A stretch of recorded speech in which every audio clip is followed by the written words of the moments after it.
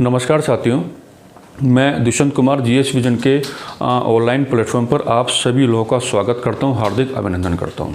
ठीक है, हम लोगों ने अपने कुछ प्रीवियस लेक्चर्स में स्टोन एज को बहुत अच्छे से हमने डिस्कस भी किया था और स्टोन एज के साथ साथ हम लोगों ने जो आपका हड़प्पा सिविलाइजेशन है, जो आपकी हड़प्पा सभ्यता है, हड़प्पा सभ्यता के कॉन्टेक्स्ट में भी हमने काफ़ी कुछ डिस्कशन कर लिया है। लेकिन देखिए, ये जो हमारा लेक्चर होगा इसमें स्टोन एज को हम थोड़ा और डेप्थ में जाके डिस्कस करेंगे, ताकि आप लोगों के जो एग्ज़ाम में जो कुछ डीप क्वेश्चन आते हैं या जो हाई लेवल के आपके एग्ज़ाम में क्वेश्चन आते हैं वो सारे के सारे क्वेश्चन आपके ग्रिप में आ जाएं। ठीक है, देखिए, जैसा मैंने पहले भी आपको बताया कि जो आपका स्टोन एज है, स्टोन एज के साथ साथ अगर आप मेटल एज को भी लेके चलोगे, यानी कि पाषाण काल के साथ साथ अगर आप धातु युग को भी लेके चलोगे, तो पाषाण काल और धातु युग दोनों ही कहाँ पे आते हैं? ये आते हैं आपके प्री हिस्टोरिक पीरियड में, यानी कि प्रागैतिहासिक काल में। और प्रागैतिहासिक काल के कॉन्टेक्स्ट में भी हमने प्रीवियस लेक्चर्स में पूरा जो आपका पाषाण काल है उसको हमने डिस्कस भी किया था। लेकिन आज हम लोग यहाँ क्या करेंगे? आज हम लोग कुछ अलग बातें करेंगे। अलग बातें करने का मतलब ये कि सबसे पहले हमें ये देखना है कि जो आपका पाषाण काल है, पाषाण काल को डील करने के बहुत ही कन्वीनियंट यानी कि बहुत ही आसान तरीके किस तरह से हो सकते हैं, आपको ये देखना पड़ेगा। दूसरी बात इसमें ये देखिए, पाषाण काल में जो आपका आपका जो स्टोन एज है उसमें हमें इस पर डिस्कस करना है कि मनुष्य ने कब और कैसे आग का प्रयोग किया, कब और कैसे जो आपका फायर है, जो आग है, उसका यूज़ किया। यहाँ पे बच्चों का बड़ा कन्फ्यूजन रहता है। दूसरी बात एक ये है कि पाषाण काल में मनुष्य ने कब और कैसे पशुपालन, जो आपका एनिमल हस्बेंड्री है, उसका कैसे कैसे उसका यूज़ किया। ठीक है, और पाषाण काल में जो मनुष्य के साथ कृषि यानी कि एग्रीकल्चर का जो कॉन्सेप्ट आता है उसका क्या मतलब था। और उसके बाद हम लोग ये डिस्कस करेंगे कि पाषाण काल में ही मनुष्य को किस प्रकार से अपना स्थायी आवास मिला। तो ये सारे के सारे जो फैक्ट होते हैं, वैसे इन जनरल ये फैक्ट ही होते हैं, लेकिन इन तमाम फैक्ट को हम बहुत ही कॉन्सेप्चुअल वे में हम इनको डिस्कस करने जा रहे हैं। तो देखिए, मैं अपनी बात को एक बार फिर रिपीट कर देता हूँ कि जो आपका इतिहास का जो वर्गीकरण है, इतिहास का वर्गीकरण साक्ष्यों के आधार पर किया जाता है। जो आपका क्लासिफिकेशन ऑफ हिस्ट्री है उसको हम ऑन द बेसिस ऑफ जो हमारे जो एविडेंसेस मिलते हैं, जो साक्ष्य मिलते हैं, तो सामान्यतः साक्ष्यों के आधार पर ही आप लोग इतिहास का वर्गीकरण करते हो। और एक बात देखो, साक्ष्य भी आपको दो ही प्रकार के लेके चलने हैं। एक आपके पास पुरातात्विक साक्ष्य होता है और एक आपके पास लिखित साक्ष्य होता है। यानी कि एक आपके पास आर्कियोलॉजिकल एविडेंसेस होंगे और एक आपके पास क्या होंगे? और रिटन एविडेंसेस होंगे। यानी कि पुरातात्विक साक्ष्य और लिखित साक्ष्यों के आधार पर ही आप इतिहास को तीन तरह से कैटेगराइज कर सकते हो। सबसे पहले आपका आता है प्री हिस्टोरिक पीरियड यानी कि प्रागैतिहासिक काल। उसके बाद आता है आपका आग ऐतिहासिक काल यानी कि प्रोटो हिस्टोरिक पीरियड। और लास्ट में आपके पास आता है जिसको हम कहते हैं ऐतिहासिक यानी कि हिस्टोरिक पीरियड। ठीक है, तो ये जो इतिहास का वर्गीकरण है ये सामान्यतः साक्ष्यों के आधार पर किया गया है। और इसमें जो आपका स्टोन एज और जो आपका मेटल एज है, यानी कि जो आपका पाषाण काल है और जो आपका धातु युग है, इनको हम कहाँ रखते हैं? इनको हम रखते हैं प्री हिस्टोरिक पीरियड में यानी कि प्रागैतिहासिक काल में। और एक बात देखो कि पाषाण काल को लेकर के जो अलग अलग किताबें हैं, है ना, उन किताबों में जो कुछ भी डिस्कस किया गया है, फिर चाहे वो आपके आर.एस. शर्मा हो, चाहे आपके जयंत श्रीमाली हो या आपके के.सी. श्रीवास्तव हो, है ना, इस तरह के जो हिस्टोरियन हैं जिन्होंने अपनी किताबों में पाषाण काल के संदर्भ में कुछ बातें कही हैं, यानी कि जो आपका स्टोन एज है, स्टोन एज को डिस्कस किया है। लेकिन एक बात देखो कि जो आपका स्टोन एज है ना, स्टोन एज को जानने के सोर्सेस क्या हो सकते हैं? सोर्सेस क्या हो सकते हैं? सोर्सेस ये होंगे कि जो आपका प्रागैतिहासिक काल होता है, जो आपका प्री हिस्टोरिक पीरियड होता है, उसके साथ सबसे बड़ी समस्या ये है, जो आपका प्री हिस्टोरिक पीरियड यहाँ पे होता है, प्री हिस्टोरिक पीरियड, ठीक है, तो जो आपका प्री हिस्टोरिक पीरियड होता है, इसके बारे में जो हमको जनरली इन्फॉर्मेशन मिलती है वो देखिए, अगर हम साक्ष्यों के आधार पर ही यहाँ से बात उठा लें, तो अगर आप साक्ष्यों के आधार पर इसको लेके चलोगे तो एक तो आपके पास क्या होता है? आर्कियोलॉजिकल एविडेंसेस होते हैं और एक आपके पास क्या होता है? रिटन एविडेंसेस होते हैं। तो देखिए, एक बात देखिए कि जो आपका प्री हिस्टोरिक पीरियड होता है उसमें केवल जो आपके पास पुरातात्विक साक्ष्य होते हैं वही अवेलेबल रहते हैं, यानी कि यहाँ पर लिखित साक्ष्य का कोई कॉन्सेप्ट नहीं होता है। यहाँ पर लिखित साक्ष्य का कोई भी कॉन्सेप्ट नहीं होता है और यही सबसे बड़ी समस्या है। यानी कि स्टोन एज को लेकर के हम बहुत बड़ी बातें करें या ना करें, या किस कॉन्टेक्स्ट में करें, किस इतिहासकार को या किस पुरातात्विकविद को, यानी कि किस हिस्टोरियन को या किस आर्कियोलॉजिस्ट को हम कैसे फॉलो करें। सबसे बड़ी समस्या तो शुरुआत में ही आ गई कि जो आपका स्टोन एज है, जो आपका क्लासिफिकेशन ऑफ हिस्ट्री है, उसके सबसे पहले सेक्शन में यानी कि प्री हिस्टोरिक पीरियड में आ जाता है। और जो आपका प्रागैतिहासिक काल होता है, प्रागैतिहासिक काल को जानने के तरीके जो हैं उनमें देखिए, जो आपका पुरातात्विक साक्ष्य है वही आपकी हेल्प कर पाता है। लिखित साक्ष्य किसी भी फॉर्म में आपकी हेल्प नहीं कर पाते, क्योंकि यहाँ पे अवेलेबल ही नहीं होते हैं, यहाँ पे अवेलेबल नहीं होते हैं। अब इस बात को जोड़ो, जब आप लोग कभी भी इंडियन पॉलिटी में जब हम लोग भारतीय संविधान को डिस्कस करते हैं या हम लोग कॉन्स्टिट्यूशन को डिस्कस करते हैं कि संविधान क्या होता है, संविधान के कितने प्रकार या कैसे, हम तमाम बातें हम डिस्कस करते हैं, तो देखिए उसमें एक कॉन्सेप्ट आता है कि लिखित संविधान जो होता है ना, लिखित संविधान को जनरली हम लोग एक बहुत ही बढ़िया संविधान मान के चलते हैं। क्यों? क्योंकि लिखित संविधान में ये कहा गया है कि बातें जो हैं वो लिखित रूप में आपके सामने आ जाती हैं, और जहाँ पे जिस डॉक्यूमेंट में बातें लिखित फॉर्म में आपके सामने आ जाती हैं वहाँ पे गतिरोध होने की गुंजाइश कम हो जाती है। अगर आप भारतीय संविधान को देखोगे तो भारतीय संविधान क्या है, एक लिखित संविधान का उदाहरण प्रस्तुत करता है। और भारतीय संविधान में जो आपका सरकार के 3 अंग हैं, यानी कि ऑर्गन्स ऑफ द गवर्नमेंट जो आपके हैं, कार्यपालिका, विधायिका, न्यायपालिका, इन तीनों के बारे में, इन तीनों की शक्तियाँ क्या होंगी, इनके क्षेत्राधिकार क्या होंगे या इनके अधिकार क्या होंगे, उन तमाम चीज़ों को इतना मेटिकुलस वे में डिस्कस किया गया है कि ये कोशिश की गई कि कार्यपालिका, विधायिका, न्यायपालिका में गतिरोध ना हो। वो अलग बात है कि जो आपका आज का धरातल है उसमें कई बार हम देखते हैं कि कार्यपालिका, विधायिका, न्यायपालिका में गतिरोध आते रहते हैं, वो एक अलग बात है। लेकिन ये लिखित संविधान की एक बहुत बड़ी विशेषता बताई जाती है। जो आपका रिटन कॉन्स्टिट्यूशन होता है उसकी बहुत बड़ी विशेषता ये बताई जाती है कि वहाँ पर बहुत सारी बातों को एक लिखित रूप में दिखा दिया जाता है। उससे क्या होता है कि व्यवस्थाओं के मध्य भविष्य में गतिरोध होने की जो संभावनाएं हैं या वो कम हो जाते हैं। तो लेकिन अब देखिए, यहाँ तो ऐसा कोई कॉन्सेप्ट है ही नहीं। यहाँ पे जो आपका स्टोन एज है, स्टोन एज आपका कहाँ पे आता है, प्री हिस्टोरिक पीरियड में आता है।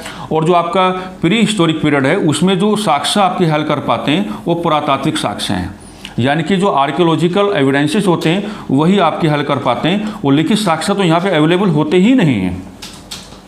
तो ये बहुत बड़ा कन्फ्यूजन है, और मैंने लिखित संविधान के एक एग्जाम्पल से इसको जोड़ के मैंने दिखाया भी है। ठीक है, अब जो भी बातें आप पाषाण काल के संदर्भ में करते हो वो सारी की सारी बातें केवल और केवल पुरातात्विक साक्ष्यों के आधार पर ही करते हो। अब यहाँ पे एक बात समझो, मैंने कहा कि ABCD ये कुछ क्या है, आर्कियोलॉजिस्ट हैं, यानी कि ये क्या, पुरातात्विकविद हैं। ये कहीं गए और जाकर के इन्होंने मान लीजिए उत्खनन कार्य करवाया, यानी कि जो एक्सकेवेशन वर्क होता है उसको करवा दिया, खुदाई हो गई, और खुदाई होने के बाद कुछ साक्ष्य मिल गए। ठीक है, अब ये जो 5 पुरातात्विकविद हैं या 4 आप जो भी मान के चलो, इन्होंने जो उत्खनन कार्य करवाया, खुदाई का जो कार्य करवाया, उसके बाद जो साक्ष्य मिले हैं, तो ये साक्ष्यों को रीड करेंगे, साक्ष्यों को देखेंगे, है ना, और साक्ष्यों को देखने के बाद अपने हिसाब से बातों को लिखते हैं। यानी कि जो आपका प्री हिस्टोरिक पीरियड में हम जो बातें भी पढ़ते हैं वो बातें पुरातात्विक विदों के अपने खुद के विचार होते हैं, अपने खुद के क्या होते हैं, विचार होते हैं। उनके विचारों को ही हमें पढ़ना होता है। ऐसा कभी नहीं है कि मान लीजिए मैं आपको यहाँ स्टोन एज पढ़ा रहा हूँ और मैंने इंडिया में कहीं जाकर के कोई खुदाई का कार्य किया, कोई एक्सकेवेशन करा दिया, और एक्सकेवेशन के बाद जो एविडेंसेस मुझे मिले उन एविडेंसेस को मैंने अपने हिसाब से देखा। ऐसा कोई कॉन्सेप्ट नहीं है, ऐसा कोई कॉन्सेप्ट नहीं है। यानी कि प्री हिस्टोरिक पीरियड में स्पेशली हम लोग स्टोन एज को यहाँ डिस्कस कर रहे हैं। स्टोन एज को लेकर के जो भी बातें आज के समय में हमारे पास हैं वो पुरातात्विक विदों के विचार हैं। हालांकि उनमें कुछ मूलभूत परिवर्तन भी आया है, और मूलभूत परिवर्तन कौन लेके आए, इतिहासकार। यानी कि जो आपका इतिहासकार है, जब उन्होंने पुरातात्विक विदों के विचारों को पढ़ा और विचारों को पढ़ने के बाद जो उनके इंडिविजुअल पर्सपेक्टिव्स थे, जो उनके व्यक्तिगत विचार या दृष्टिकोण बन के आए, तो उनके आधार पर कुछ चेंजेस जरूर किए गए हैं। लेकिन हमारा मेन आधार क्या होगा, हमारा मेन आधार होगा कि पुरातात्विक साक्ष्य। और पुरातात्विक साक्ष्यों में भी क्या, जो पुरातात्विक विद हैं, जो आपके आर्कियोलॉजिस्ट हैं, आर्कियोलॉजिस्ट के जो अपने इंडिविजुअल पर्सपेक्टिव्स हैं, उनके आधार पर हमें इसको डिस्कस करना होता है। बाकी और कोई आधार हमारे पास नहीं है, और कोई आधार हमारे पास बिल्कुल भी नहीं होगा। ठीक है, इन 2 बातों को आप पहले लेके चलेंगे। ये 2 बातें बहुत ज़रूरी हैं यहाँ पे समझाने के लिए। अब देखिए है क्या कि जो आपका प्री हिस्टोरिक पीरियड में जो आपका स्टोन एज हमें डिस्कस करना है, स्टोन एज जो हमें डिस्कस करना है, स्टोन एज के बारे में एक स्टेटमेंट मैं पहले यहाँ पे लेके आना चाहता हूँ कि एक स्टेटमेंट है, स्टेटमेंट बहुत बड़े हिस्टोरियन का है, नाम है उनका डॉक्टर ईश्वरी प्रसाद, डॉक्टर ईश्वरी प्रसाद। ठीक है बच्चों। अब ये जो आपके डॉक्टर ईश्वरी प्रसाद हैं, इन्होंने कुछ कहा, इन्होंने कहा कि पाषाण काल में, स्टोन एज में जो आपका मनुष्य जो मैन है उसका व्यवहार, उसका जो बिहेवियर है वो कैसा था। ये कहते हैं कि पाषाण काल में मनुष्य मूलतः एक जानवर था। स्टोन एज में जो मनुष्य था, जो मैन था, बेसिकली क्या था, एक टाइप का एनिमल था। लेकिन जानवर होने के साथ साथ उसने क्या किया, जानवर होने के साथ साथ उसने कुछ टूल्स का यूज़ किया। टूल्स यानी कि जिनको आप कह सकते हैं हिंदी में उपकरण। और वो जो आपके उपकरण थे वो किसके बने हुए थे, पत्थर के, यानी कि स्टोन के। ठीक है। तो ये स्टेटमेंट काफ़ी इंपॉर्टेंट रहता है। इन्होंने कहा कि जो आपका होल स्टोन एज है, होल स्टोन एज में जो मनुष्य है वो किसकी भूमिका में है, वो एक एनिमल की भूमिका में, यानी कि वो एक जानवर की भूमिका में है। और जानवर की भूमिका में होने के बाद, ठीक है, जानवर की भूमिका में होने के बाद उसने क्या किया, साथ साथ उसने कुछ टूल्स का यूज़ किया। और ये जो आपके टूल्स थे किसके द्वारा बने हुए थे, आपके स्टोन के द्वारा बने हुए थे। अब इसका कॉन्सेप्ट क्या है, एक लेक्चर में मैंने डिस्कस भी किया था, इसका कॉन्सेप्ट क्या है।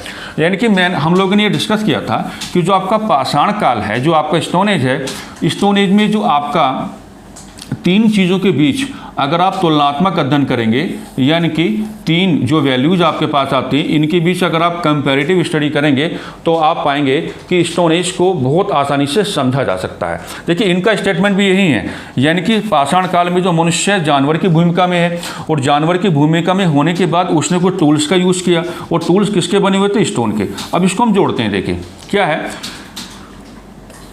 कि यहाँ जो आपकी तीन वैल्यूज होंगी उनमें देखिए, एक तो आप रखेंगे नेचर। नेचर का मतलब क्या होगा, आपका प्रकृति होगा। और एक तरफ आप क्या रखेंगे, टूल्स, यानी कि टूल्स का मतलब क्या होगा, आपका उपकरण होगा। और एक तरफ आप किसको रखेंगे, मनुष्य, यानी कि मैन को। ठीक है। अब देखिए इनके स्टेटमेंट को साइंटिफिकली हम लोग प्रूफ करते हैं। हुआ ये कि पाषाण काल में मनुष्य का सबसे जो बेस्ट टीचर, यानी कि सबसे बढ़िया जो अध्यापक बना, वो बना प्रकृति। हुआ ये कि प्रकृति ने समय समय पर मनुष्य के सामने क्या रखे, चैलेंजेस। नेचर जो आपका है, नेचर ने समय समय पर बदलते हुए स्वरूप में, यानी कि एक चेंजेबल फॉर्म में मनुष्य के सामने क्या रखे, अलग अलग प्रकार के चैलेंजेस रखे, अलग अलग प्रकार की चुनौतियां दी। और उन तमाम प्रकार की चुनौतियों का सामना करने के लिए मनुष्य ने क्या किया, टूल्स का यूज़ किया। और ये टूल्स किसके बने हुए थे, स्टोन के, पत्थर के बने हुए थे। डॉक्टर ईश्वरी प्रसाद भी यही बात कह रहे हैं। हालांकि उन्होंने एक नया शब्द दे दिया कि यहाँ पे वो कह रहे हैं कि मनुष्य मूलतः जानवर की भूमिका में है, और जानवर की भूमिका होने के साथ साथ उसने टूल्स का यूज़ किया। और ये टूल्स किसके बने हुए थे, पत्थर के, स्टोन के बने हुए थे। मैं भी आपसे यही बात कर रहा हूँ कि अगर आप इसको ऐसे समझो, हालांकि इस पर हमने डिस्कशन कर लिया है, लेकिन मैं इसको रिलेट करके आपको दिखा रहा हूँ कि स्टोन एज को पकड़ने के लिए, स्टोन एज के अध्ययन को आसान बनाने के लिए सबसे बढ़िया कॉन्सेप्ट क्या होता है कि आप तीन चीज़ों के बीच तुलनात्मक अध्ययन करके देख लो।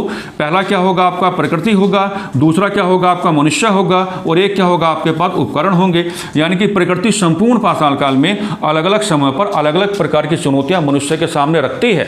और उन तमाम प्रकार की चुनौतियों का सामना जब मनुष्य को करना होता है तो मनुष्य पत्थर द्वारा निर्मित उपकरणों का प्रयोग करता है। और पत्थर द्वारा निर्मित जो उपकरण है, जो टूल्स हैं, उनका यूज करके प्रकृति, जो नेचर उसके सामने चैलेंजेस ला रही है, उन तमाम प्रकार के चैलेंजेस का सामना करता है। और जंगली से क्या बन जाता है, सभ्य। यानी कि मनुष्य का जो प्रारंभिक विकास क्रम है, मनुष्य के प्रारंभिक विकास क्रम में जंगली से सभ्य बनने की जो यात्रा है ना, उसमें आप देखिए, उसमें यही सबसे बड़ा एक अध्यापक बना। यानी कि प्रकृति जो है, नेचर जो आपका है, नेचर क्या है, चुनौतियां लाती है किसके सामने, मनुष्य के सामने। और मनुष्य उन तमाम प्रकार की चुनौतियों का सामना करता है टूल्स की हेल्प से, कि जो उपकरण हैं, जो पत्थर द्वारा बनाए गए थे उस समय, तो उनका यूज़ किया। यूज़ करने के बाद जो नेचर है, नेचर ने जैसे जैसे चैलेंजेस लाता रहा मनुष्य के सामने, उन तमाम प्रकार के चैलेंजेस का सामना करता रहा। और जंगली से क्या बन गया, सभ्य बन गया। या जानवर से क्या बन गया, सभ्य बन गया। ठीक है। तो मैं उम्मीद करता हूं कि ये बात आपने बहुत अच्छे से समझी होगी कि मनुष्य के प्रारंभिक विकास क्रम में जंगली से सभ्य बनने की जो यात्रा है, उसमें सबसे बड़ा अध्यापक क्या है, प्रकृति है मनुष्य का। और सबसे बड़ा सहायक क्या है, उपकरण, जो किसके बने हुए थे, पत्थर के। तो इस बात को भी आप दिमाग में रखेंगे। और वैसे भी मैंने कई बार हमेशा क्लासों में इस बात को दोहराया है कि पाषाण काल का मतलब ये होता है कि पाषाण काल की एक इक्वेशन होती है कि स्टोन एज बराबर, यानी कि जो आपका पाषाण काल है, पाषाण काल बराबर कैसे होगा, मनुष्य प्लस पत्थर। यानी कि मनुष्य को जब आप पत्थर के साथ जोड़ोगे और मनुष्य को जैसे आप पत्थर के साथ जोड़ोगे तो आपका चैप्टर अपने आप ही आसान हो जाएगा। बाकी और कोई डिस्कशन इसमें नहीं करना होता है अगर आप स्पेशली मनुष्य के व्यवहार की बात करोगे, ठीक है। तो इस बात को भी आप मतलब आपको दिमाग में रखना है, इस बात को कभी भूलना नहीं है, ये बहुत इंपॉर्टेंट बात होती है। और डॉक्टर ईश्वरी प्रसाद का जो स्टेटमेंट है उसको मैंने साइंटिफिकली तरीके से आपको प्रूफ करके भी दिखाया। अब देखिए आगे क्या है, आगे ये है कि जो आपका कंप्लीट यानी कि जो आपका होल स्टोन एज है, जो आपका संपूर्ण पाषाण काल, जो आपका होल स्टोन एज है, होल स्टोन एज को साक्ष्यों के आधार पर on the basis of evidences हमने कैसे कैटेगराइज किया है। सबसे पहले आपका आता है पैलियोलिथिक एज यानी कि पुरा पाषाण काल, ठीक है। उसके बाद क्या आता है आपका मीजोलिथिक एज यानी कि मध्य पाषाण काल, और लास्ट में क्या आता है आपके पास नियोलिथिक एज यानी कि नव पाषाण काल, ठीक है। अब एक बात देखो, यहाँ पे दो शब्द हैं, एक इंग्लिश में आप क्या देख रहे हो कि पैलियो, पैलियो, और यहाँ पे हिंदी में क्या देखोगे पुरा, पैलियो मतलब पुरा। यहाँ पे एक बात देखो आप लोग, यहाँ पे दो शब्द हैं, एक शब्द क्या है आपके पास मीजो, और एक शब्द यहाँ पे क्या है हिंदी में मध्य, क्या है मध्य।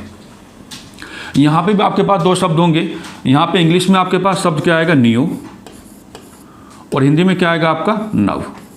तो आप एक बात देखो, इसको भी समझ लेते हैं कि संपूर्ण पाषाण काल का जो वर्गीकरण है उसको आप कैसे लेके चलते हो, पुरा पाषाण काल, मध्य पाषाण काल, नव पाषाण काल, यानी कि पैलियोलिथिक एज, मेजोलिथिक एज और आपका नियोलिथिक एज। अब इसमें दो शब्द मैंने आपको दिए, यहाँ पे इंग्लिश में शब्द मैंने क्या दिया आपको पैलियो, और हिंदी में क्या दिया पुरा। यहाँ पे इंग्लिश में शब्द मैंने आपको क्या दिया मीजो, और हिंदी में क्या दिया आपको मध्य। और यहाँ पे इंग्लिश में मैंने आपको क्या शब्द दिया नियो, यानी कि हिंदी में क्या दिया आपको नव। अब देखो इनको भी समझो आप लोग, जो आपका ये जो है इसको कहा जाता है कि जो आपका स्टोन है ना, स्टोन का सबसे जो ओल्ड स्ट्रक्चर है, मनुष्य के विकास क्रम में जो पत्थर है ना, पत्थर का सबसे जो पुराना रूप है, मनुष्य के विकास क्रम में जो पत्थर है, पत्थर का सबसे पुराना जो रूप है वो आपको कहाँ दिखाई देगा, पुरा पाषाण काल में, यानी कि पैलियोलिथिक एज में। कहाँ पे दिखाई देगा, पैलियोलिथिक एज में। और ये देखिए जो ये आपका नव पाषाण काल यानी कि न्यू शब्द का यहाँ पे क्या मतलब है, न्यू शब्द का मतलब ये है कि मनुष्य के जो टूल्स हैं, आप इसको ऐसे देखो, मनुष्य के जो टूल्स हैं यहाँ पे काफ़ी चेंज हो गया है। चेंज होने का मतलब ये है कि टूल्स में स्टोन तो आप लेके चलोगे, स्टोन प्लस मेटल यहाँ पे आ गया, और मेटल सबसे पहला कौन सा है आपका कॉपर। सबसे पहले जो धातु आपके पास मिली क्या मिली, तांबा। एक बात तो ये होगी। और ये जो मनुष्य के विकास क्रम में जो पत्थर के उपकरण हैं, यानी पत्थर के उपकरणों का जो मध्यवर्ती समय रहा, उस समय जो मध्यवर्ती समय रहा वो आपको कहाँ दिखाई देगा, वो आपको मीजोलिथिक एज में दिखाई देगा। एक कॉन्सेप्ट तो आपका ये हो गया, यानी कि यहाँ पे पत्थर का सबसे पुराना रूप, यहाँ पे पत्थर का मध्यवर्ती रूप, और यहाँ पे पत्थर का सबसे आधुनिक जो रूप आपको दिखाई देगा, जिसमें पत्थर यानी कि स्टोन के साथ साथ क्या जुड़ गई हैं, धातु। धातु सबसे पहले कौन सी जुड़ी, आपकी कॉपर। मनुष्य ने नव पाषाण काल में ही धातु के रूप में, यानी कि जो आपकी मेटल है, मेटल के रूप में कॉपर का उस समय यूज किया था। एक तो ये होगी, एक तो आप इसको ऐसे लेके चलोगे। दूसरी बात है कि कई बार ये क्वेश्चन आ जाता है कि जो आपका स्टोन एज है, स्टोन एज में आपसे पूछेगा कि मनुष्य के विकास क्रम में स्टोन एज में संक्रमण काल किसे कहा जाता है। मनुष्य के विकास क्रम में स्टोन एज में है ना, संक्रमण काल किसे कहा जाता है, यानी कि ट्रांजिशन पीरियड।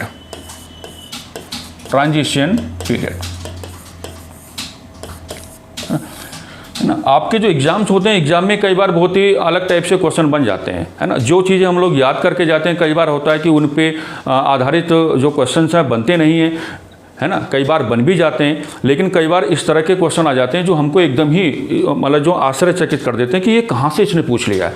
उसी पे मैं बात कर रहा हूँ।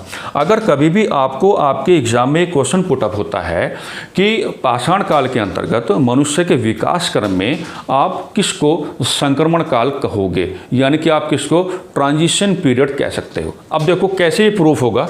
देखो ये क्या है, ये जो आपका मेसोलिथिक एज है ना, ये क्या आपका जो मेसोलिथिक एज है, यानी कि जो आपका मध्य पाषाण काल है, मध्य पाषाण काल का यहाँ पे जो एक रोल है वो ये भी है कि मध्य पाषाण काल यहाँ पे पूरा पाषाण काल को नव पाषाण काल से जोड़ने वाली क्या है, कड़ी है।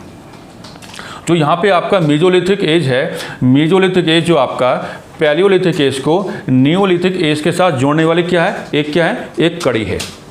और इसी कड़ी को क्या कहा गया, इसी कड़ी को कहा गया कि पाषाण काल के अंतर्गत जो मनुष्य का प्रारंभिक विकास क्रम है, इसी कड़ी को कहा गया ये क्या था, संक्रमण काल था। संक्रमण काल का मतलब ये हुआ बच्चों कि यहाँ पे चीज़ें चेंज हो रही थी। ट्रांजिशन पीरियड मतलब यहाँ पे चीज़ें चेंज हो रही थी, यानी कि जो मनुष्य का व्यवहार है ना, या मनुष्य जैसा आपको पूरा पाषाण काल में दिखाई देगा, अब अगर आप उसको नव पाषाण काल में लेके जाओगे तो नव पाषाण काल में तो मनुष्य आपको बहुत ही अलग रूप में दिखाई दे रहा है। स्थायी आवास उसके पास है, पशुपालन का व्यापारिक प्रयोग उसके पास है, कृषि का प्रयोग उसके पास है, ये सारी चीज़ें उसके पास आ गई हैं। और मनुष्य नवपाषाण काल में क्या बना, जंगली से सभ्य भी बन गया। यानी कि जो आपका पूरा पाषाण काल है, पूरा पाषाण काल में क्या था, बारबरिक था, यानी कि क्या था आपका, जंगली था, ठीक है, या आपका सिविलाइज नहीं था। लेकिन जो आपका नवपाषाण काल है, नवपाषाण काल में मनुष्य तो बहुत ही क्या हो जाता है, सिविलाइज हो जाता है, जंगली से सभ्य बन जाता है, ठीक है। तो ये जो आपका मध्य पाषाण काल है, मध्य पाषाण काल ही यहाँ पे एक मेन रोल प्ले करता है, यानी कि संक्रमण काल है। संक्रमण काल कैसे, ट्रांजिशन पीरियड कैसे, कि यहीं से चीज़ें चेंज होकर के नियोलिथिक यानी कि नव पाषाण काल की ओर बढ़ी। कभी ऐसा नहीं हो, आप एक बात समझो ऐसे कि भारतीय इतिहास का जो वर्गीकरण है, प्राचीन भारतीय इतिहास, मध्यकालीन भारतीय इतिहास और आधुनिक भारतीय इतिहास, तो यहाँ पे मैंने कई बार क्लासेस में इस बात को डिस्कस किया भी है कि जो आपका जिसको मध्यकालीन भारतीय इतिहास कहते हैं, मध्यकालीन भारतीय इतिहास भी भारतीय इतिहास के वर्गीकरण में एक संक्रमण काल की भूमिका निभाता है। यानी कि प्राचीन भारतीय इतिहास को आधुनिक भारतीय इतिहास से जोड़ने वाली जो कड़ी है वो क्या है, आपका मध्यकालीन भारतीय इतिहास ही है। जो भूमिका भारतीय इतिहास के वर्गीकरण में मध्यकालीन भारतीय इतिहास की है, वही भूमिका पाषाण काल के वर्गीकरण में in the classification of stone age है ना, किसकी भूमिका है, मध्य पाषाण काल की, यानी कि मेसोलिथिक एज की है। तो ये क्वेश्चन आपके लिए बड़ा इंपॉर्टेंट रहेगा कि अगर कभी भी आपसे पूछा जाए कि मनुष्य के प्रारंभिक विकास क्रम में विशेषकर पाषाण काल के अंतर्गत है ना, आप किसको संक्रमण काल कहना चाहेंगे, किसको आप ट्रांजिशन पीरियड कहना चाहेंगे, तो answer will be Mesolithic as, यानी कि मध्य पाषाण काल ही आपका क्या होगा, आंसर होगा, है ना। उम्मीद करता हूं कि आपने इस बात को बड़े अच्छे से समझा होगा। और ये क्वेश्चन बड़ा इंपॉर्टेंट है, बहुत इंपॉर्टेंट क्वेश्चन ये है। अब देखिए आगे बढ़ते हैं, थोड़ा सा आगे आइए, देखिए अब है क्या,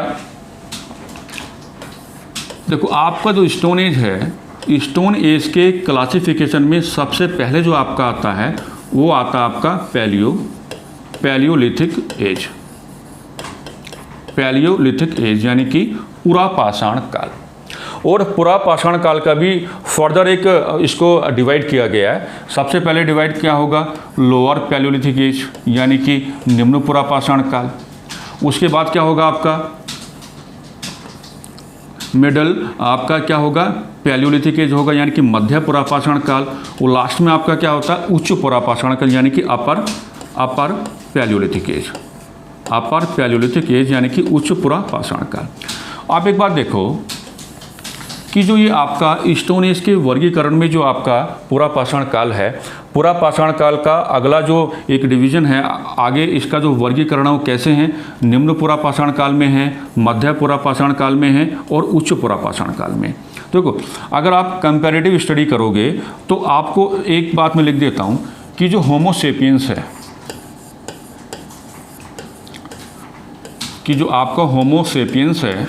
है ना, यानी कि मनुष्य का जो आधुनिकतम रूप है उसको आप क्या मानते हैं, उसको आप क्या कहते हैं, होमो सेपियंस कहते हैं। तो होमो सेपियंस का जो इमरजेंस है, यानी कि इसका जो उदय उस समय हुआ था, वो आपका अपर पैलियोलिथिक एज में हुआ था। ये बात एकदम क्या है, राइट है, एकदम राइट है। लेकिन अगर आप तीनों में देखोगे, यहाँ पे अगर आप तीनों में देखोगे, यानी कि निम्न पुरापाषाण काल में, मध्य पुरापाषाण काल में, या आपका उच्च पुरापाषाण काल में, तो यहाँ पे हालांकि ये बात है कि होमो सेपियंस का जो उदय है, जो आपका इमरजेंस ऑफ होमो सेपियंस है, वो आपका अपर पैलियोलिथिक एज में आ गया है, उच्च पुरापाषाण काल में आपको दिखाई देगा।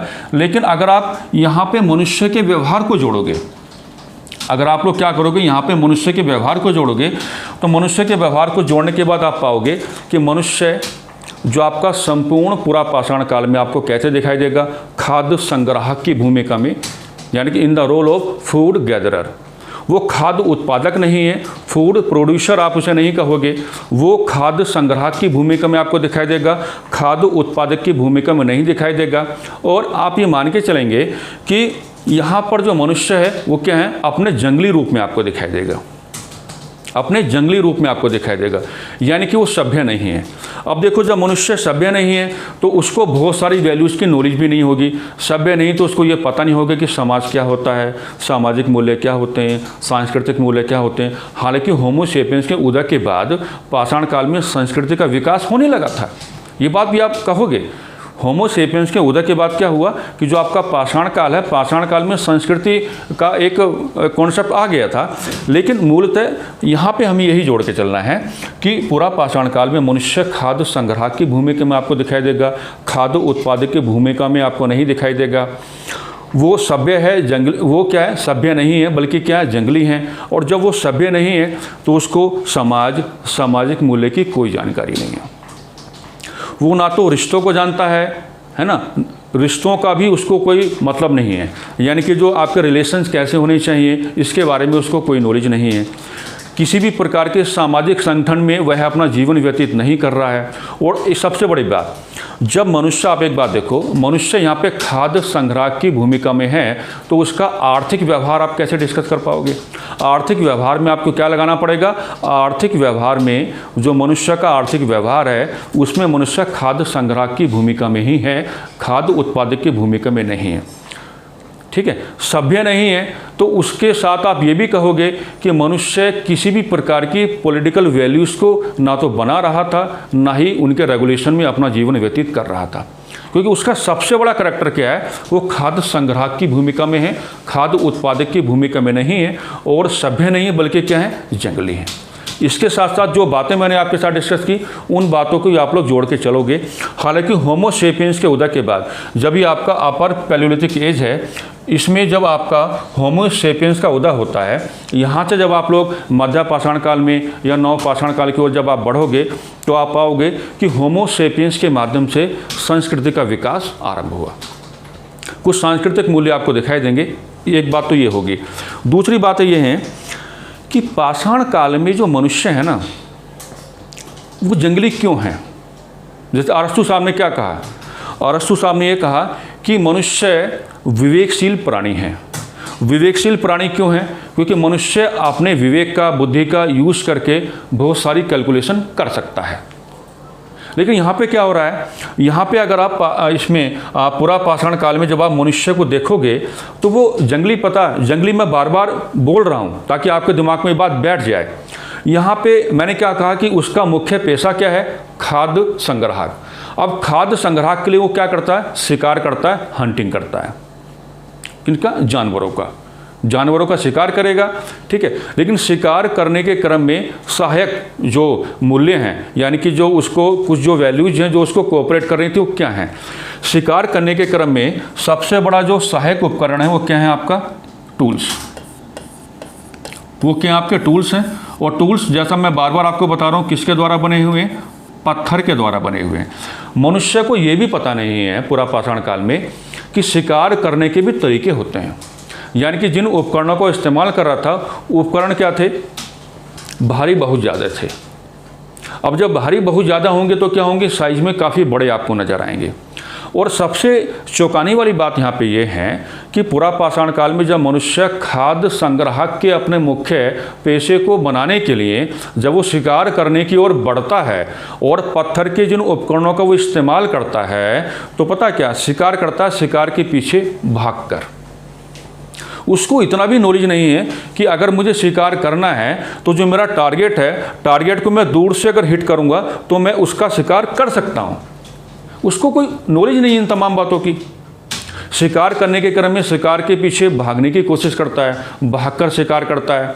और जो उपकरण है उसके जो पत्थर के द्वारा बने हुए हैं वो उपकरण क्या हैं, आगे से बहुत मतलब नुकीले बिल्कुल नहीं है, नुकीले बिल्कुल नहीं, बल्कि क्या आगे से मोटे हैं और साइज में काफ़ी बड़े आपको नजर आएंगे। काफ़ी बड़े का मतलब ये नहीं कि आप बहुत बड़ा मान के चलो, काफ़ी बड़े का मतलब यहाँ पे ये है कि मध्य पाषाण काल और नव पाषाण काल की तुलना में काफ़ी बड़े हैं। ठीक है, नुकीले बिल्कुल नहीं है और भारी बहुत ज़्यादा हैं। ठीक है, तो आप देख रहे हैं मेरे साथ कि पुरा पाषाण काल में मनुष्य कुछ अलग ही भूमिका में आपको नजर आ रहा है, कुछ अलग ही भूमिका में आपको नजर आता है। अब एक बात देखो, यहाँ पे एक नया कॉन्सेप्ट मैं आपको बताता हूँ। बार बार एक बात आ रही है कि मनुष्य पत्थर द्वारा निर्मित उपकरणों का प्रयोग कर रहा था, ये बात बार बार आ रही है। आखिर ये जो उपकरण है बने कैसे उस समय, एक बात मैं आपको बताता हूँ। देखिए क्या है कि मान लीजिए सपोज दैट मैंने कहा कि ये एक नदी है, क्या है, नदी है, यानी कि मैंने कहा कि ये क्या है आपका एक नदी है, यानी कि रिवर है। ये क्या आपके पास एक नदी है, रिवर है। अब देखो होता, आप एक बात देखो इसको कि यहाँ पे मान लीजिए मैंने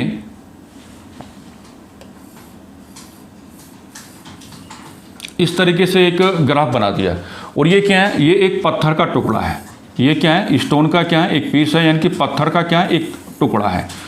और देखो जब ये नदी में यहाँ पे टकराएगा, यहाँ पे टकराएगा, यहाँ पे टकराएगा, तो आगे इसका स्ट्रक्चर ऐसे बन जाए। सपोज दैट आगे इसका स्ट्रक्चर कैसे बन गया, ऐसे बन गया। ठीक है, और फिर आगे टकराएगा, ऐसे टकराएगा, तो इसमें क्या होगा, जो घिसाव होगा तो उससे क्या होगा, उससे ये आगे चल के आपको इस फॉर्म में नज़र आएगा, इस फॉर्म में। यानी कि मैं क्या बता रहा हूँ, मैं आपको ये बता रहा हूँ कि ये एक नदी है, वो नदी में मैंने कहा कि यहाँ पे पत्थर का टुकड़ा आपको दिखाई दे रहा है, जो जिसकी बहुत सारी जो साइड आपको नज़र आ रही है। देखिए मैंने कितनी सारी साइड यहाँ पे बना दी। और जब ये पत्थर का टुकड़ा जो है नदी में यहाँ टकराएगा, यहाँ टकराएगा, यहाँ टकराएगा, तो इसकी शेप आगे ऐसी हो सकती है। ठीक है, लेकिन फाइनली आपको ये किस रूप में दिखाई देगा, इस रूप में, यानी कि सर्किल की फॉर्म में आपको दिखाई देगा। ठीक है, और मनुष्य ने ये जो मिला उस समय उसको, तो इसको ऐसे पकड़ के नीचे मारा ऐसे, और इसको तोड़कर ही उसने क्या बनाए, अलग अलग प्रकार के क्या बनाए, उपकरण बनाए। एग्जाम में क्वेश्चन आता है कि इसको क्या कहते हैं, एग्जाम में क्वेश्चन आता है कि इसको क्या कहते हैं। ये किसी किताब में आपको नहीं मिलेगा, एग्जाम में क्वेश्चन आएगा इसको क्या कहते हैं। इसको हम कहते हैं पेबुल, हिंदी में क्या कहेंगे, पेबुल, पेबुल, पेबुल। यानी कि पेबुल का अभिप्राय, मीनिंग यहाँ पे ये है कि पाषाण काल में मनुष्य ने अपने जो उसका प्रारंभिक विकास क्रम है, प्रारंभिक विकास क्रम में जिन पत्थर के उपकरणों का इस्तेमाल किया है ना, उसका सबसे जो उसका एक शुद्ध रूप है, उसका सबसे जो शुद्ध रूप है उसको क्या कहा जा गया, उसमें उसको कहा गया पेबुल। इसको नहीं भूलेंगे आप। तो ऐसे जो पत्थर है वो मनुष्य के साथ जुड़ा है। पहले पत्थर अपने बहुत ही अलग शेप में आपको दिखाई देगा, लेकिन नदी में पानी के घिसाव के साथ साथ वो क्या होगा, फाइनली इस शेप में आपको नजर आएगा। और इसको तोड़कर ही मनुष्य क्या करेगा, इसको तोड़ने के बाद ही मनुष्य क्या करेगा, पत्थर के उपकरण बनाएगा। तो ये वाला जो स्ट्रक्चर है, ये वाला जो स्ट्रक्चर मैं आपको यहाँ पे बता रहा हूँ, आखिर इसको क्या कहा जाता है, इसको कहा जाता है पेबुल। और ये एग्जाम के लिए बहुत ही बेनिफिशियल रहेगा। जैसे मैंने आपको क्या बताया, संक्रमण काल, यानी कि जो आपका ट्रांजिशन पीरियड है, उस पर बड़ा दमदार क्वेश्चन एग्जाम में आता है। और इस पर भी ये नेट के एग्जाम में तो ये कई बार पूछा भी जा चुका है कि पेबुल का मतलब क्या होता है पाषाण काल में। तो पेबुल का मतलब पाषाण काल में ये होता है कि पत्थर का एक शुद्ध रूप आपको लेके चलना है। ठीक है, यहाँ तक बात आपकी समझ में आ गई। अब देखिए आगे बढ़ते हैं। आगे देखिए स्टोन एज में, अब यहाँ से नई बातें हम लोग करने लगे। स्टोन एज में जो सबसे पहले आपका क्या है, पैलियोलिथिक एज, यानी कि क्या मिलता है आपको, पुरा पाषाण काल। और मैंने अभी आपको बताया था पहले कि पुरा पाषाण काल का जो सबसे लास्ट फेस है उसको आप क्या कहते हैं, उच्च पुरा पाषाण काल, यानी कि upper palaeolithic age, upper palaeolithic age आप उसको कहते हैं। ठीक है, अब देखो यहाँ पे क्या हुआ उस समय, यहाँ पे एक नया कॉन्सेप्ट मैं अब जोड़ने जा रहा हूँ। हुआ ये उस समय कि जो आपका पुरापाषाण काल में जो आपका निम्न पुरापाषाण काल है और जो आपका मध्य पुरापाषाण काल है, ये क्या आपका आइस एज है। ये आपका क्या बच्चों, आइस एज है, जिसको आप हिंदी में क्या कहते हैं, हिम युग। हिम युग जिसको आप हिंदी में कहते हैं, ठीक है। अब ये जो आपका आइस एज है, इसका मतलब ये कि मनुष्य के चारों ओर आप कह सकते हो कि बर्फ ही बर्फ है, ठीक है। मनुष्य जो अपना जीवन व्यतीत कर रहा था, है ना, यानी कि चारों तरफ बर्फ है और उसके बीच में रहते हुए वो अपना जीवन व्यतीत कर रहा था। लेकिन अब देखो हुआ क्या उस समय ये हुआ कि जो आपका उच्च पुरापाषाण काल है, उच्च पुरापाषाण काल में यानी कि in the upper palaeolithic age, यहाँ पे सबसे पहली बार क्या हुआ, आपका जो टेम्परेचर है, टेम्परेचर क्या हुआ, आपका राइज होना स्टार्ट हुआ, तापमान जो आपका वो बढ़ना स्टार्ट हुआ। इस तरीके से मेरी बात को समझना, तापमान क्या है, यहाँ पे बढ़ना स्टार्ट हुआ। और जब यहाँ पे तापमान बढ़ना स्टार्ट हुआ तो इसके जो रिजल्ट हैं, इसके जो रिजल्ट्स हैं वो हमें यहाँ नहीं जोड़ने होते हैं। इसके रिजल्ट्स हमको यहाँ पे नहीं जोड़ने होते, बल्कि हम कहाँ जोड़ते हैं, इसके रिजल्ट को हम कहाँ जोड़ते हैं, मीजोलिथिक एज में। मीजोलिथिक एज में इसके रिजल्ट हम कहाँ जोड़ेंगे, मीजोलिथिक एज में। और मीजोलिथिक एज जो आपका मध्य पाषाण काल है, मध्य पाषाण काल पे सबसे पहला सबसे बेहतरीन क्वेश्चन ये बनता है कि पाषाण काल के वर्गीकरण में, है ना, कौन से एज को आप माइक्रोलिथिक एज कहते हो। पाषाण काल के वर्गीकरण में कौन से एज को आप माइक्रोलिथिक एज कहोगे, ठीक है। तो जो आपका माइक्रोलिथिक एज है, माइक्रोलिथिक एज किसको कहते हैं, ये कहते हैं मध्य पाषाण काल, यानी कि मीजोलिथिक एज को। मीजोलिथिक एज को क्या कहा जाता है, माइक्रोलिथिक एज कहा जाता है। अब ये है क्या, अब इसको देखते हैं कि है क्या। अब देखो इसको आप ऐसे समझो कि देखिए, जब आपका मध्य पाषाण काल में यानी कि जब आपका मीजोलिथिक एज में, है ना, टेम्परेचर जो बढ़ रहा था, बढ़ना कहाँ से प्रारंभ हुआ, उच्च पुरापाषाण काल से। और जब आपका टेम्परेचर राइज हुआ तो टेम्परेचर राइज होने के बाद क्या हुआ, यहाँ पे कि जो आपका वेजिटेशन है, जो आपकी वनस्पतियाँ हैं, नई नई प्रकार की वनस्पतियाँ आई, है ना, जानवरों का आकार बदल गया, जानवरों का रूप भी बदल गया, उनका साइज और उनका स्ट्रक्चर एकदम मतलब चेंज हो गया। किसकी तुलना में, पुरापाषाण काल की तुलना में, है ना। जैसे टेम्परेचर राइज हुआ तो अलग अलग प्रकार की वनस्पतियाँ आई, और वनस्पति जो आई अलग अलग प्रकार की, मतलब जो प्रकृति है वो एक अलग रूप में मनुष्य के सामने आके खड़ी हो गई। और मैं पहले से ही बात कह रहा हूँ कि पाषाण काल में जो मनुष्य का विकास क्रम है, उसमें मनुष्य का सबसे बढ़िया अध्यापक, टीचर कौन है, वो आपका प्रकृति है, आपकी नेचर है, ठीक है। अब टेम्परेचर राइज होने के बाद वनस्पति में बहुत सारे चेंजेस देखे गए और जानवरों में बहुत सारे चेंजेस देखे गए। यानी कि कुल मिलाकर के आप ये कह सकते हो कि मध्य पाषाण काल में कुछ ऐसा देखा गया, तापमान में वृद्धि होने के बाद, कि प्रकृति मनुष्य के सामने in the front of man वो एक नए रूप में आ गई। और जब प्रकृति मनुष्य के सामने नए रूप में आ गई तो मतलब क्या होगा, वो अब नई प्रकार की चुनौतियाँ भी देगी। क्योंकि निम्न पुरापाषाण काल में और मध्य पुरापाषाण काल में जो नेचर है वो अलग स्ट्रक्चर है उसका, लेकिन अब तापमान बढ़ चुका है। तापमान बढ़ने के बाद क्या हुआ कि जो नेचर मनुष्य के सामने आया, जो प्रकृति मनुष्य के सामने आई, वो एक अलग रूप में आएगी, और जिस रूप में आएगी उस हिसाब से चुनौतियाँ भी देगी। तो कुल मिलाकर के आप इतना कह सकते हो कि मध्य पाषाण काल में मनुष्य के समक्ष प्रकृति ने जो भी चुनौतियाँ दी वो एकदम अलग थी। किसकी तुलना में, पुरापाषाण काल की तुलना में। ये आपको कहना पड़ेगा यहाँ पे। अब इसको माइक्रोलिथिक एज क्यों कहते हैं, आप एक बात देखो मैं आपको ये समझा रहा हूँ कि जब मध्य पाषाण काल में प्रकृति ने मनुष्य के सामने कुछ अलग ही चुनौतियाँ रखी, तो मनुष्य ने उनका सामना कुछ अलग ही तरीके से किया। फिर सबसे बेहतरीन उपाय तो यही होता है कि जैसा आपके सामने चैलेंज आया है, उस चैलेंज को आप उसी हिसाब से डील करो। तो मध्य पाषाण काल में जैसे प्रकृति ने अपने नए रूप के अंतर्गत मनुष्य के सामने कुछ अलग प्रकार की चुनौतियां रखी, तो मनुष्य ने भी उन चुनौतियों को जो सामना किया वो कुछ अलग ही प्रकार से किया। अलग प्रकार से कैसे किया, अब उसने जो स्टोन है ना, अब उसने स्टोन का अलग यूज कर लिया, उसने स्टोन का अलग यूज किया। जो स्टोन के द्वारा जो उसके टूल्स बने हुए हैं, कि जो आपका पत्थर है, पत्थर के द्वारा जो उसके टूल्स बने हुए हैं, इन टूल्स का उसने कुछ अलग तरह से यूज किया। यानी कि मैं आपको क्या बताऊंगा, देखिए ये जो टूल्स है ना, अब इनका साइज़ क्या हो गया है, साइज़ काफ़ी छोटा हो गया है, साइज़ काफ़ी छोटा हो गया है। और ये पता क्या हो गए, ये एकदम शार्प हो गए, यानी कि आगे से क्या हो गए, एकदम नुकीले हो गए। आगे से क्या हो गए, नुकीले हो गए, आगे से एकदम नुकीले हो गए, साइज इनका क्या हो गया, छोटा हो गया, या आप ऐसे कहते हो तो एक आकार में छोटे हो गए, बड़े बड़े आपको नहीं दिखाई देंगे, और आगे से एकदम नुकीले हैं, क्या है, नुकीले आपको दिखाई देंगे। ठीक है, तो हुआ ये उस समय कि 1867 में कि जो आपका 1867 ईस्वी है, 1867 में हुआ ये कि एक व्यक्ति का नाम आता है जिनका नाम है C.L. कार्लाइल। इन्होंने मध्य प्रदेश में जो आपका विंध्याचल जो पर्वतीय क्षेत्र जो आपका है, वहाँ से सबसे पहली बार स्टोन एज के कॉन्टेक्स्ट में पाषाण काल के संदर्भ में कुछ माइक्रो टूल्स को खोजा, यानी कि सूक्ष्म उपकरणों को खोजा गया। और सूक्ष्म उपकरणों को खोजने के बाद ही ये जो आपका मध्य पाषाण काल है, मध्य पाषाण काल को क्या कहा गया कि आप इसको माइक्रोलिथिक एज कह सकते हो, क्योंकि यहाँ पे मनुष्य ने प्रकृति के द्वारा जो उसके सामने कुछ अलग प्रकार की चुनौतियाँ लाई गई, उन तमाम प्रकार की चुनौतियों का सामना करने के लिए कुछ अलग ही तरीके अपनाए। और अलग ही तरीक़ों में मैं आपको बार बार क्या बता रहा हूँ कि पत्थर के द्वारा जो बनाया गया उपकरण है उसमें अब काफ़ी चेंजेज आ गए हैं। साइज छोटा आपको लेके चल रहे हैं, शार्प आपको लेके चल रहे हैं, ठीक है। और इन्हीं उपकरणों के आधार पर जो आपका मध्य पाषाण काल है, मध्य पाषाण काल को क्या कहा जाता है, मध्य पाषाण काल को माइक्रोलिथिक एज कहा जाता है, क्योंकि यहाँ पे मनुष्य सूक्ष्म पत्थर द्वारा निर्मित सूक्ष्म उपकरणों का प्रयोग कर रहा था।